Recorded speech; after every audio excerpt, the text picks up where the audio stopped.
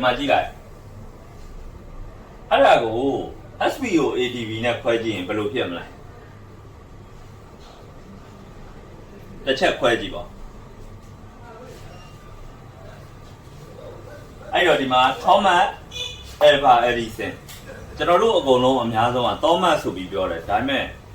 ဒီဟိုနေ့က Thomas ထားစင်လူတန်နဲ့ထွက်တယ်ဟုတ်ပြီနော် Thomas Alva Edison အဲ့ဒါကတစ်ပိုင်းဖြစ်မယ်ဒီမှာ was born ကတစ်ပိုင်း in the early morning hours of the 11th of February in 1847အဲ့ဒီဟာကတစ်ပိုင်းဖြစ်မယ် in the busy little town of Milan Ohio in the middle west of the United States ဆိုပြီးတော့အဲ့ကောင်ကတစ်ပိုင်းဖြစ်မယ်ဒီနေရာမှာဝါကြတစ်ချောင်းဆုံးတယ်ဟုတ်ပြီနော်ပြီးတဲ့အခါကျတော့ his father small red house အဲ့ဒီအထိကတစ်ပိုင်းပုံမှန် stood ဆိုတာကတစ်ပိုင်း on a little hill near the Huron River ဆိုတာကတစ်ပိုင်းတိုင်းကြည့်လို့ရှိရင်လေပြီးရင် Lake Eris အဲ့ဒါကတစ်ပိုင်း was not far away က was not far ကတစ်ပိုင်းဒီကောင်က verb ဒီကောင်က adverb အဲ့ဒါကတစ်ပိုင်းဖြစ်မယ်ရမယ်နော်အဲ့ဒီဟာတွေကိုများသောအားဖြင့်အကြောင်းတွေဘာတွေမှာသင်တဲ့အခါကျတော့ဒီကောင်ကဘာဖြစ်သွားလဲဆိုတော့ object ဖြစ်သွားတယ်ဒီကောင်က verb သူ့ကို object လို့ဘာဖြစ်လို့ပြောတာသိလား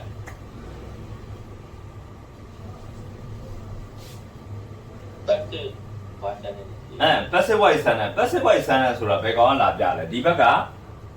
was born က was where but for ဟုတ်လားဟုတ်တယ်နော် was where but for ဖြစ်လို့ဒီကောင်က passive ဖြစ်သွားတယ်အဲ့တော့ကြည့်လိုက် in the early morning hours of the 11th of February in 1847ဆိုတာက time adverb ကြီးဟုတ်လားအချိန်ပြကရိယာဝိသေသနာကြီးဟုတ်တယ်နော် in the busy little town of Milan Ohio in the middle west of the United States ဆိုတာကြီးက place adverb ကြီးဟုတ်လားနေရာပြဖို့ကြီးဒီနေရာကနေဒီအထိက place adverb တစ်လုံးနဲ့ဖြစ်နေဟုတ်ပြီနော်အဲ့တော့သူတို့ကိုဒီဘာသာပြန်ပုံပြန်ပြီးကျွန်တော်အရင်တော့ပြောထားတယ်ဆိုတာက active voice sentence ဆိုရင်ကတ္တာကိုဒီနဲ့ကောက်လို့ပြောထားတယ် passive voice sentence ဆိုရင် object ကို go နဲ့ကောက်လို့ပြောထားတယ်ဟုတ်ပြီနော် object ကို go နဲ့ကောက်အနောက်ကနေအရှေ့ကိုဘာသာပြန်လို့ပြောထားတယ်အဲ့ဒါမှတ်မိမယ်နော်အဲ့တော့ဒီမှာကြည့်လိုက် Thomas Alva Edison ကိုဟုတ်လား American ပြည်ထောင်စုအနောက်အလယ်ပိုင်း Ohio ပြည်နယ်မီလန်မြို့ဟုတ်လားမီလန်မြို့မှာသူကဘာပြောထားလဲဒီမှာလာပြီးချက်ထားတာလူစီကားသည့်မြို့ငယ်လေးဖြစ်သောမီလန်မြို့တွင်ဆိုပြီးဖြစ်သွားတယ်ရမလားနော်1848ခုနှစ်ဖေဖော်ဝါရီလ17ရက်မနက်စောစောအချိန်တွင်မွေးဖွားခဲ့ပါသည်ဆိုပြီးတော့ဘာသာပြန်ပေးရတယ်အဲ့တော့ကိုနဲ့အဆောက်ကောက်မယ်အနောက်ကနေအရှိကိုဘာသာပြန်မယ်ကရိယာနဲ့ပိတ်မယ်အဲ့ဒါဆိုလို့ရှိရင်မြန်မာလိုချောနေမှာဟုတ်တယ်ရမယ်နော်ဘာသာပြန်ပုံပြန်နည်းလေစာကြောင်းတွေဖတ်ပုံဖတ်နည်းအဲ့ဒီမှာအခုကဒီနေ့ကဘာပြောချင်တာလဲဆိုတော့ phrase တွေကိုပြောချင်တာ phrase ဆိုတာစကားစုအဲ့တော့ပထမတုန်းကပြောထားခဲ့တယ်စကားလုံးတွေကိုအစုပေါင်းခြင်းအပြင်အုပ်စု၃ခုရှိတယ်လို့ပြောတယ်အဲ့ဒီအုပ်စု၃ခုကပါလိမ့်မယ်မှတ်မိသေးလားကြာပြီဆိုတော့မေ့သွားပြီနဲ့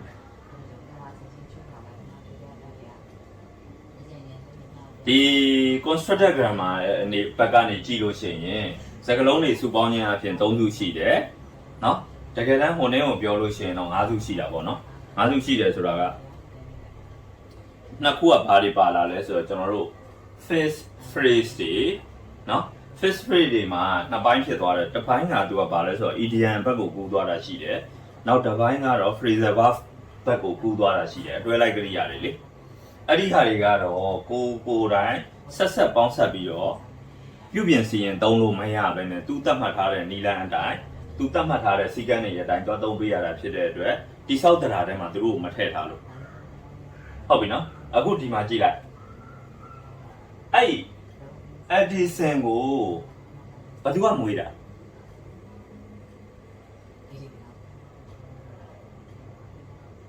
မ်ဘယ်သူကမွေးတာလဲ Edison သူ့အမေကမွေးဘယ်ကလေးပဲဖြစ်ဖြစ်သူ့အမေကပဲမွေးတာဟုတ်တယ်မလားအဲ့ဒီတော့ပြောဖို့လိုလားမလို့ပါမလို့လူတိုင်းသိပြီးသားကိစ္စကြီးအဲ့လိုလူတိုင်းသိပြီးသားကိစ္စဖြစ်လို့သူ့ကို passive voice နဲ့စထွက်လာတယ်တွေ့လားအဲ့တော့ဟိုမှာ active passive ကိုပြောထားပြီးပြီလားမှတ်မိသေးလားရှေ့ပိုင်းမှာလေပြောထားတဲ့အဲ့ theory တွေမေ့ပြလို့မရဘူးเนาะမေ့ပြရင်ရှေ့ပြန်ကောက်လိုက်ရှေ့ကိုမရောက်တော့ဘူးဖြစ်ကုန်အဲ့တော့ဒီမှာကြည့်လိုက် in the early morning hours of 11 of February အဲ့မှာကြည့်သူကဘာကိုချက်ထားလဲဆိုတော့ဒီမှာနာရီများဘယ်နာရီများလဲ in the early morning တလုံးချင်းစီဖြစ်နေတယ်တွေ့လားဒီ hour ရဲ့ရှေ့မှာလေဒီ there အဲ့ဒီတော့ဒီမှာကြည့်လိုက်အဲ့ကောင်လေးက preposition in ကဟုတ်ပြီနော် we back အဲ့ we back နဲ့ we back အပေါင်း noun or pronoun ကိုwe back ဆိုင်ရာစကားစုလို့ခေါ်တယ်ကိုရက်တော့ကိုအရင်ရက်တွေတော့ပြောထားပြီးပြီလေပြီးခဲ့တဲ့တစ်ပတ်က we back အပေါင်း noun or pronoun ကို we back ဆိုင်ရာစကားစုလို့ခေါ်တယ်အဲ့ we back ဆိုင်ရာစကားစုတွေကိုဘာအနေနဲ့သုံးလို့ရလဲဆိုတော့ adjective အနေနဲ့သုံးလို့ရတယ် adverb အနေနဲ့သုံးလို့ရတယ်အဲ့တော့ဒီမှာကြည့်လိုက်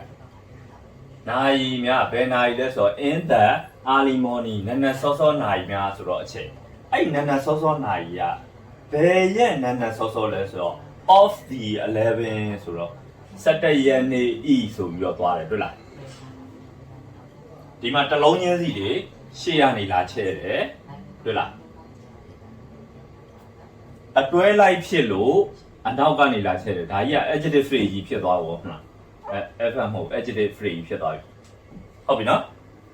ဒီတတွဲလုံးကိုပြောရင်တော့ FM ဟုတ်ပြီနော်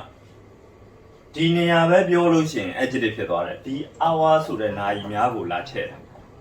အဲ့တော့ဒီ11ဆိုတဲ့17ရက်မြောက်ဆိုတဲ့ဟာဒီနော်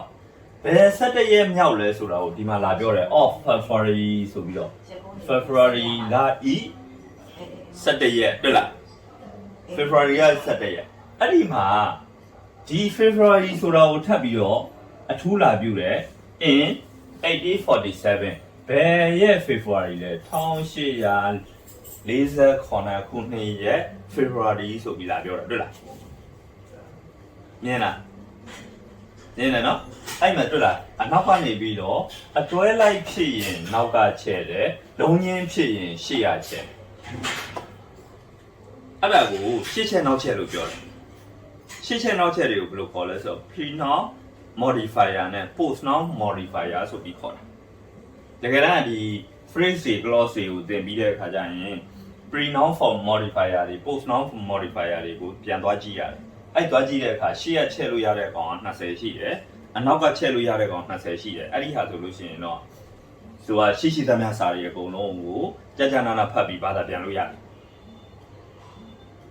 ရမယ်နော်အဲ့တော့နောက်ဒီဟာကိုတစ်ချက်ထပ်ကြည့်ဒီမှာကြည့်ထောင်းဆိုတဲ့မြို့ကို the busy little ဆိုတာတွေက adjective တွေမဟုတ်ဘူးနာမဝိသေသနာတွေ့လားလုံးချင်းနာမဝိသေသနာတွေဖြစ်လို့ရှေ့ရနေလာချဲ့တယ်ဒီမှာတစ်လုံးချင်းစီလာချဲ့တယ်ရှေ့ရနေပြီးတော့အဲ့ဒီဟာတော့ adjective အခန်းတင်လို့ရှိရင်တော့ဘယ် adjective ပြီးရင်ဘယ် adjective ထားရတယ်ဆိုတော့ adjective ရဲ့အစီအစဉ်တွေကနာမဝိသေသနာအခန်းကြီးကိုသင်လိုက်တော့မှသိလောလောဆယ်တော့ဒီတိုင်းလုံးချင်းနေရှေ့ရနေတစ်လုံးချင်းစီဆိုရှေ့ရလာချဲ့တယ်ပဲမှတ်ထားလိုက်ဟုတ်ပြီနော်နာမဝိသေသနာအခန်းကိုတတ်ပြန်ပြောမှာဟုတ်ဟိုမှာကျောင်းနေမှာသင်ခဲ့တော့အဲ့လိုမှမသင်ရဘူးအဲ့တော့ဒီမှာကြည့်အဲ့မြို့ကဘယ်မြို့လဲ of Milan ရဲ့မြို့ဆိုပြီးတော့ပြောဖြစ်တာတွေ့လားမြို့ကိုမြို့တော့မြို့ပဲဘယ်မြို့လဲမီလန်ရဲ့မြို့ဆိုပြီးဒီမှာတွေ့လားမီလန်ဤမြို့ဖြစ်တော့ဆိုပြီးတော့လာတာတွေ့လား of Milan ဆိုပြီးတော့ဒီက adjective phrase ဖြစ်သွားတယ်ဟုတ်ပြီနော် preposition အပေါင်း noun adjective phrase ဖြစ်တယ် adjective phrase ဖြစ်တော့ဒီ town ဆိုတဲ့ noun ကို အရှိကလုံးချင်းတွေကတလုံးချင်းစီလာချက်ပြီးတော့အနောက်ကအတွဲလိုက်ကအရှိကိုလာချက်တယ်လာချက်တဲ့အခါကျတော့ဒီက n နဲ့လည်းပေါင်းအောင်အဲ့ဒီဟာအကုန်လုံးပေါင်းလိုက်ရင် f တစ်လုံးနဲ့တော့ပြန်မဖြစ်ဘူးလားဝိဘတ်ဆိုင်ရာစကားသူတော့ပြန်ဖြစ်ပြီနော်တော့ပြန်ဖြစ်တဲ့အတွက်သူဒီ place f ဆိုတဲ့ f နေရာကြီးကိုလာလှုပ်တာလေဟုတ်လားပထမတော့က time f ဆိုပြီးတော့လှုပ်တာဟုတ်တယ်နော်ကရိယာဝိသေသနာလှုပ်ကိုတော့လှုပ်အဲ့တော့အဲ့မီလန်ကဘယ်မီလန်လဲဆိုတော့ကော်မာကုတ်ပြီးတော့ဒီမှာတွေ့လားအိုဟိုင်းအိုပြည်နယ်ရဲ့မီလန်ဆိုပြီးထပ်ဖြစ်တယ်အိုဟိုင်းအိုပြီးတဲ့အခါကျတော့အဲ့အိုဟိုင်းအိုဆိုတာကဘယ်ကဟာလဲဆိုတော့ဒီမှာကြည့် in the middle west ဆိုတဲ့ဟာကိုဒီမှာသုံးရင်းနေလာချဲ့လိုက်တယ်ချဲ့လိုက်ပြီးတော့ in the middle west အနောက်အလယ်ပိုင်းဖြစ်သောမီလန်မြို့ဆိုပြီးလာတာတွေ့လားကြားမနော်အဲ့အနောက်အလယ်ပိုင်းကဘယ်ဟာရဲ့အနောက်အလယ်ပိုင်းလဲဒီမှာ of the United States ဆိုပြီးတော့ American နိုင်ငံရဲ့အနောက်အလယ်ပိုင်းဆိုတာယူအနောက်ကနေထပ်ပြီးလာမချက်ဘူးလားချက်သွားပြီနော်တွေ့လားအဲ့လိုချက်သွားတဲ့အခါကျတော့ဒီနေရာရောက်တော့မှသူကဝက်ကြတစ်ကြောင်ဆုံးတယ်သဘောပေါက်လားရလားအဲ့ထိရှင်းလားမသိအဲ့ထိကိုမေးစရာရှိတယ်မရှင်းတာထပ်ပြီးသိကျင်တာရှိလားဟမ်ရှိပါဗျာဘာမေးလို့မေးရမှန်းမသိဘူးဖြစ်နေတာလားရှင်းတယ်နော်အဲ့တော့ဘာသာပြန်ရင်ဘယ်လိုပြန်ရလဲဆိုတာပြောထားတယ်ဒီမှာကြည့် passive voice sentence ဆိုလို့ရှိရင် object ကိုအစားကောက်ကိုနဲ့အစားကောက်အနောက်ကနေအရှိကိုပြန်ကရိယာနဲ့ပိတ်အဲ့ဒါလေးတစ်ချက်မှတ်ထားလိုက်အဲ့ဒါဆိုလို့ရှိရင် तू ကချောနေအောင်ထွက်တယ်ဟုတ်ပြီနော်အဲ့တော့ဒီဟာကိုတစ်ခေါက်ဘာသာပြန်ပြလို့ရှိရင်ဒီမှာ Thomas Alva Edison ကို American ပြည်ထောင်စုအနောက်အလယ်ပိုင်း Ohio ပြည်နယ်လူစီကားသည့်မြို့ငယ်လေးဖြစ်သောမီလန်မြို့တွင်ဟုတ်လား1848ခုနှစ် February လ17ရက်နေ့မနက်စောစောနာရီများတွင်မွေးဖွားခဲ့ပါသည်ကြားမယ်နော်မြန်မာလိုဘာသာပြန်ကြားပြီနော်အဲ့ဒါပြီးတော့ဒီမှာကြည့်လိုက် his father's small red house ဒီမှာကြည့်ဟာဒီ house ဆိုတဲ့အိမ်နော်ဒီမှာ his ဆိုတာက pronoun ကိုသင်ဘူးမှသိနာမ်စားကြီးဟုတ်လားဟုတ်တယ်နော်အဲ့နာမ်စားမှာ I me my ဟာလား I mean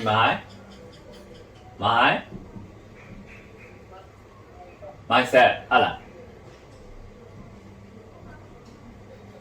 ဟာဒီ my ဆိုတဲ့နေရာကြီးကနော်နာမဝိသေသနာနံသားကြီးအဲ့ဒါကြောင့်မလို့ he him his himself ဟုတ်လားဟုတ်တယ်နော် his ကနှလုံးရှိနေတယ်ဒီနေရာနဲ့ဒီနေရာနှစ်ခုလုံး his ဟုတ်တယ်နော်နံသားမှာလေ personal pronoun နံသားတွေမှာလေလူနဲ့ဆိုင်တဲ့နံသားတွေမှာလေသိလားအဲ့ရောနံသားအခါနဲ့သင်ရအောင်ဟုတ်မှာအဲ့ပါတော့ speaker အကြောင်းမှာသင်ခဲ့တဲ့ဥစ္စာကအဲ့လိုတိတိပပမဟုတ်တဲ့အခါကျတော့အကုန်လုံးပတ်ချလေးတွေလဲနေတာအဲ့တော့ဒီမှာကြည့်ဒီကောင်ကနန်စားလို့ဆိုပေမဲ့နမဝိသေသနာနန်စားကြီးဟုတ်ပြီနော်နမဝိသေသနာနန်စားဖြစ်တဲ့အတွက်သူကဘာနဲ့ပေါင်းပြီးအလုပ်လုပ်လဲဆိုတော့နောင်နဲ့ပေါင်းပြီးအလုပ်လုပ်တယ်ရမလားအဲ့နောင်နဲ့ပေါင်းပြီးအလုပ်လုပ်တာဖြစ်တဲ့အတွက်ဒီမှာကြည့် तू က adjective သူ့အဖေကြီးဆိုတာကလည်း adjective ဟုတ်တယ်နော်သေးငယ်တော့အနီရောင်အိမ်လို့ပြောတယ်ဟုတ်နော်ဒီအထီမှာ तू ဒီကနေပြီးတော့ဒီအထီမှာအကုန်လုံးပေါင်းမှ तू က subject တစ်လုံးနဲ့ရှိတယ်ဟုတ်လား subject ကတားကြီးလေသူ့ကိုကတားလို့ဘာလို့ပြောလဲဆိုတော့ဟာဒီမှာကရိယာကိုကြည့်လိုက်ကရိယာဒီ verb 3ကိုသုံးထားတယ်တတိယကရိယာကိုသုံးထားတယ်ဟုတ်လားကရိယာမှာပုံစံ5မျိုးရှိတယ်ဆိုတာကိုအရင်ပြောထားခဲ့ပြီးသားလေမှတ်မိလားကရိယာမှာပုံစံ5မျိုးမှာသူဒီတ တတိယမျိုးစားကရိယာဖြစ်တဲ့အတွက်သူဒီ past simple tense ဖြစ်နေတယ်ဟုတ်လားဒီကောင်ကလည်း past simple tense ဟုတ်တယ်နော်ဝတ္ထုတွေမှာအသုံးများတယ် past simple tense ကအတိတ်ကအကြောင်းအရာတွေကိုပြန်လည်တင်ပြတဲ့အခါမှာသူ့ကို3ထားရှိတယ်အဲ့တော့ဒီမှာကြည့်သူ့အဖေဤအနီရောင်အိမ်ငယ်ကလေးဖြစ်တော့တွေ့လားဒီကနေကောက်တော့လေသူ့ဖေဤအနီရောင်အိမ်ငယ်ကလေးသည် stood တရှိပါသည် on a little hill ဟိုက်မှာကြည့် little သေးငယ်သော hill တောင်ကမုံလေးပေါ်မှာတွေ့လားတောင်ကုန်းလေးပေါ်မှာအဲ့တောင်ကုန်းကဘာမှလဲဆိုတော့ဒီမှာကြည့်အဲ့ little ဆိုတဲ့ဥစ္စာကြီးကလုံးချင်းနေရှေ့ကနေလာမချက်ဘူးလားဒီ hill ဆိုတဲ့ဟာလာချက်ပြီနော်လာချက်ပြီးတော့အဲ့ဒါကဘာမှရှိလဲ near Huron river ဟူရွန်မြစ်ဤအနီးတွင်ရှိသောတောင်ကုန်းဆိုပြီးဖြစ်သွားတယ်တွေ့လားဝိပတ် now pronoun ဝိပတ်နဲ့နာနဲ့ပေါင်းလိုက်တော့ဝိပတ်ဆိုင်ရာစကားစုဖြစ်သွားတယ်ဝိပတ်ဆိုင်ရာစကားစုသည် adjective လို့သုံးလို့ရတယ် adverb လို့သုံးလို့ရတယ်လို့ပြောခဲ့တယ်ဟုတ်ပြီနော်အဲ့တော့ဒီမှာတွေ့လားဒီ adjective ကြီးကဒီကိုလာချက်တာအဲ့တော့ဒီ hill ဆိုတဲ့တောင်ကမူလေးတောင်ကုန်းလေးဒီဘယ်ကတောင်ကမူတောင်ကုန်းလဲဆိုတာကိုဒါပြောတာပြောလားအဲ့တော့ဒီမှာကြည့်လိုက်သူ့ရှိမှကြည့်လို့ရှိရင် subject ရယ် verb ရယ် place adverb ရယ်ဆိုပြီး၃ကောင်မှရှိတယ်ဟုတ်လား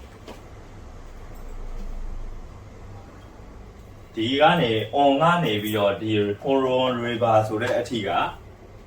၃ကောင်ပဲပါတယ် subject ရယ် verb ရယ် place adverb ရယ်ပဲပါတယ်တွေ့လားအဲ့တော့အရင်တော့သိခဲ့တဲ့ 8 part of speech နဲ့လေ့လာလို့ရှိရင်ဘာသာပြန်ဖို့အခက်အခဲရှိတယ်အဓိကကအပိုင်း၄ပိုင်းမဲ့ပိုင်းပြီးတော့လေ့လာလို့ရှိရင်ပို့ပြီးတော့နားလည်လွယ်တယ်ပို့ပြီးတက်လွယ်တယ်ဒါမှမဟုတ်ဘဲနဲ့ဒီမှာလေးတစ်ခုချင်းစီကိုလိုက်ပြီးတော့ 8 part of speech နဲ့လိုက်ခွဲနေလို့ရှိရင်ဘယ်လိုဘာသာပြန်ပြီးဘယ်လိုအဓိပ္ပာယ်ကောက်အောင်မှမသိတော့ဘူးလေဖြစ်ကုန်မှာအဲ့ဒီခါကြလို့ရှိရင်ဘာတွေရေးထားလို့ရေးထားမှလည်းမသိဘူးကိုရေးဖို့သုံးဖို့လိုလာလို့ရှိရင်လည်းပြဿနာတွေတက်ကုန်အဲ့တော့ဒီမှာကြည့် Lake Aris နော် Aris ရေကန်ဆိုတော့ဒီကောင်ကိုကြည့်လိုက်တော့ verb က past simple ဟုတ်လား adjective verb form ဟုတ်တယ်နော် was not far မဝေးပါလေမဝေးခဲ့ပါအဝေးအလုံးမဝေးပါတွေ့လား Aris ရေကန်ကတိတ်မဝေးခဲ့ဘူးတွေ့လားwas not far ကြောင့်လေခလန်းလန်းမှာမရှိဘူးဆိုပြီးသူကပြောတာအဝေးမှာမဟုတ်ခဲ့ဘူးဆိုပြီးပြောတာတွေ့လားအဲ့တော့ဒီမှာသူ့ကိုကြည့်လိုက်လို့ရှိရင်ဒီမှာ subject verb adverb တွေ့လားနေရာပြကရိယာဝိသေသနရအဲ့တော့၃ကောင်ပဲပါတယ်ဒီမှာလဲစာကြောင်းရှည်ပင်ရှည်တော့လဲသူကဘာပဲပါလဲဆိုတော့ object ရယ် verb ရယ်ဟုတ်ပြီနော် time ရယ် place ရယ်၄ကောင်ပဲပါတယ်ရမလားအဲ့ဒီဟာမရှင်းတာရှိလားမေးကြတာရှိသေးလားဟမ်မရှိဘူးရမယ်နော်